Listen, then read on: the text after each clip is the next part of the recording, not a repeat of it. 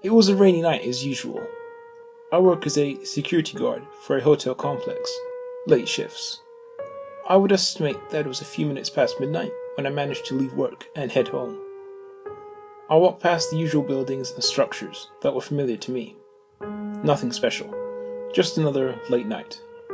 Personally, I don't really have a problem with the night hours. When I say that, I mean that I'm not scared of the dark. I don't believe that things go bump in the night, or that the boogeyman hides in the wardrobe waiting to pounce. I think that the supernatural is just a figment of the mind, nothing real. What I do believe is that criminals wait in the shadows, waiting to harm the next vulnerable person. That is part of the reason why I became a security guard, to protect specific locations. Anyway, I crossed the road and turned down an alleyway. The light rain caressed my face before I adjusted my coat. It was a bit chilly, but nothing I couldn't handle. I continued down the alley until I reached the crossroads, which both lead to my house. There were two sides. I always took the right path. I never took the left path once, now that I think about it. The right path was rather long, and I wasn't in the mood to take it. That's when my curiosity kicked in. Perhaps the left path would be shorter. It wouldn't hurt to try something new, would it? I'm still kicking myself for that. I wish I could retract the choice I made that night. From there, I chose to take the left path and continued on my journey home. The brick walls were rather close together, making it a narrow path, almost choking the road. Despite this, it was wide enough for any person to get through. I turned at another corner and reached a wider street with cobblestone ground. In the distance, I could see my neighborhood not far from my current position. Seeing this made me feel relieved. No longer routes home, or so I thought.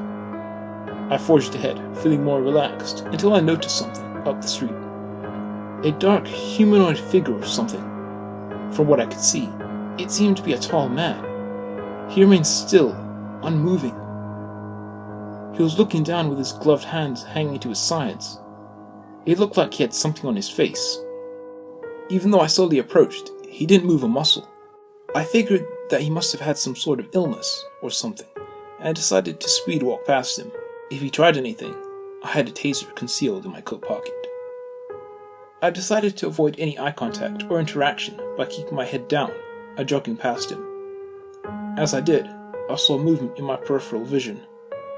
I looked up to see the strange man gone, like he had just disappeared from view. I looked to the direction behind me. No one was there. Strange, I thought, before turning to face the front. What I saw startled me. I almost fell flat on my back. The odd-looking man was standing mere inches from me. He was wearing a hood with a dark and twisted mask on his face, which reached all the way down to the floor, almost beyond comprehension.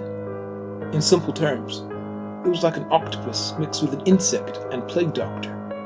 It was something I've never seen before. The rest of his body was covered in jet black overalls. He tilted his head at an angle in an unnatural way, as if inspecting me. I immediately jumped back and made a grab for my taser. He just stood there, motionless, staring into my eyes. There was something about his stare, something menacing yet enchanting. I pulled out my taser and aimed it at his chest. I told him to stay back and that I knew how to use it.